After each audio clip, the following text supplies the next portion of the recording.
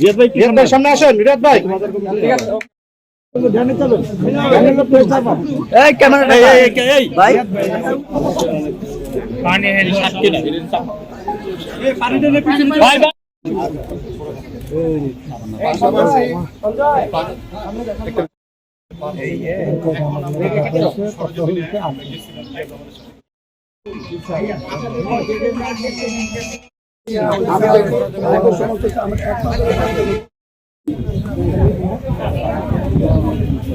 আমাদের এলাকায় স্যার এখন কমল কিন্তু পানি আমরা খুব কষ্টে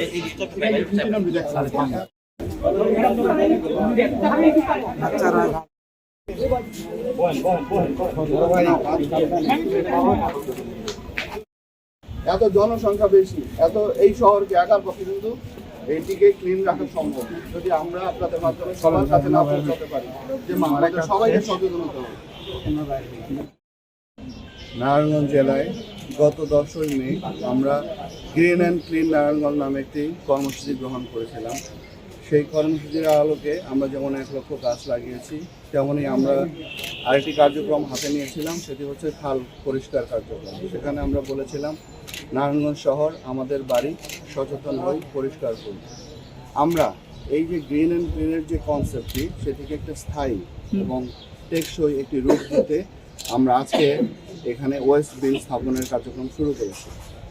আমরা যখন খাল খনন কার্যক্রম শুরু করলাম, তখন দেখলাম আমরা যখন প্রায় ৩,৫০০ ট্রাক আমরা ময়লা খাল থেকে আমরা উঠিয়ে নির্দিষ্ট জায়গায় আবার নিয়ে ফেলেছি খালগুলো পরিষ্কার করার জন্য। কিন্তু এই খালগুলো যখন আমরা এই ময়লাগুলো উঠিয়ে ফেলছিলাম, তখন দেখলাম আবার এই খালগুলোতে আমাদের অনেকেই অসচেতনভাবে ময়লা ফেলছে। সেই লক্ষ্যে আমরা মানুষকে সচেতন করার জন্য লিফলেট বিতরণ করেছি। আমরা সাইনবোর্ডে লিখে দিয়েছি যেখানে যেখানে ময়লা ফেলা নিষেধ, সেগুলো আমরা বলে দিয়েছি। এরপরেও যখন হচ্ছিল না, তখন তাদের একটা দাবি এসেছিল যে আমরা ময়লা কোথায় ফেলবো। সেই লক্ষ্যে আমরা আমাদের এই সিটি কর্পোরেশনের বাইরে মোট 100টি আমরা এরকম ওয়েস্ট বিন আমরা স্থাপন করব, যেটির কার্যক্রম আজকে শুরু হলো। এটি প্রত্যেকটা ওয়ার্ডে 2টি করে আমরা ওয়েস্ট বিন আমরা স্থাপন করবো যাতে, এবং আপনাদের মাধ্যমে আমি একটু বলতে চাই যে আমরা যে কোনোভাবে হোক এই শহরটাকে পরিষ্কার রাখতে চাই এবং পরিষ্কার করতে চাই, এবং আপনারা আমাদের পাশে থাকবেন। এই শহরের সমস্ত মানুষের কাছে আমার অনুরোধ, সমস্ত নাগরিকের কাছে আমার অনুরোধ, আসুন এই শহরটাকে বাঁচাতে হলে এই শহরটাকে পরিষ্কার করে রাখতে হবে, ক্লিন করতে হবে। আমরা আপনাদের পাশে আছি, এবং আমরা যেমন আজকে ওয়েস্ট বিন স্থাপন করছি, আমরা এখানে এই ওয়েস্ট নেয়ার জন্য আমরা টোটাল একটি বিষয়টিকে আমরা পুরো ম্যানেজমেন্টের আওতায় নিয়ে এসেছি। সেখানে আমরা প্রত্যেকটা ইউনিয়নে, ওয়ার্ডে আমরা কমিটি করে দিয়েছি, যারা ওয়েস্ট বাড়ি থেকে কালেক্ট করে তাদেরকে কিভাবে মনিটর করতে হয় সেগুলো আমরা কার্যক্রম শুরু করেছি, যাতে কোনো বাড়ি আর আমরা অ্যাড্রেস না করি, এরকম কোনো বাড়ি না থাকে। আমরা প্রত্যেকটা বাড়িকেই আমরা অ্যাড্রেস করব, যে বাড়িটা ময়লা দিবে না তাকে আমরা জানাবো, এবং আমরা প্রয়োজনে তার বিরুদ্ধে শক্ত ব্যবস্থা নেব।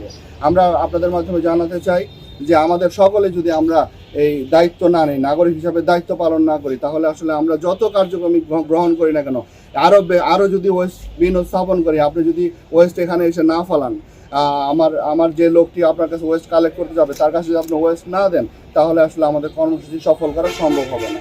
আমি অনুরোধ করব আমাদের প্রত্যেকটা নাগরিককে সচেতন হয়ে আমাদের পাশে থাকার জন্য। প্রত্যেকটি ওয়ার্ডেই 2টি স্থান আমরা নির্ধারণ করে দিচ্ছি, এবং আপনারা জানেন যে প্রত্যেক বাড়ি থেকেই একটি গ্রুপ আছে যারা এই ময়লাগুলো কালেক্ট করে।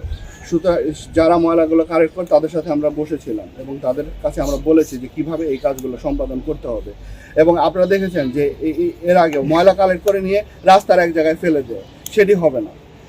নির্দিষ্ট জায়গায় তাকে ময়লা ফেলতে হবে। যদি কেউ নির্দিষ্ট জায়গায় না ফেলে, আমরা তাদের বিরুদ্ধে ব্যবস্থা নেব, এবং প্রতিটি ওয়ার্ডে আমরা 2টি করে ওয়েস্ট বিন স্থাপন করব। আপনি যে ওয়ার্ডে ময়লা কালেক্ট করবে সেই ভ্যান আমরা 2টি করে ভ্যান দিয়েছি। প্রত্যেকটা ইউনিয়নে আমরা এই ভ্যানের সংযোজন করব, যাতে যদি তারা কোনোভাবে ফেইল করে, তাহলে আমাদের এই ভ্যানগুলো যেন এই কাজগুলো করতে পারে, যাতে মানুষ কোনোভাবেই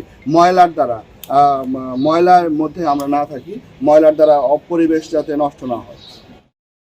এই খাল খননের কার্যক্রম যেগুলো করলাম, যে খালগুলো আমরা খনন করলাম, আমরা এখানে 56টি পয়েন্টে 11 কিলোমিটার খাল আমরা ব্লকেট আমরা উদ্ধার করেছি। এর বাইরে আমাদের ধরেন এমডিসি, তারপরে NR1, NR2, LR1, LR3, Kansa এবং ফতুল্লা খাল যেখানে কাজ করেছি। বাট এই যে আমরা ময়লা পরিষ্কার করছি এটি কিন্তু আসলে পার্মানেন্ট সমাধান নয়। এই বিষয়টা আমি মন্ত্রণালয়কে জানিয়েছি। আমি বলেছি যে আমাদের এই খালগুলোকে ড্রেজিং করতে হবে, এই যে ডেপথ বাড়াতে হবে। আমরা যদি ডেপথ বাড়াতে না পারি তাহলে আসলে পানির প্রবাহটা আমরা যে প্রবাহটা চাই, যে প্রবাহটা সবসময় এখানে থাকবে এটা আমরা প্রত্যাশা করি, সেই প্রবাহ আমরা রাখতে পারবো না যদি এটা ডেপথ বাড়াতে না পারি। সেই লক্ষ্যে মন্ত্রণালয়ের সাথে কথা বলেছি।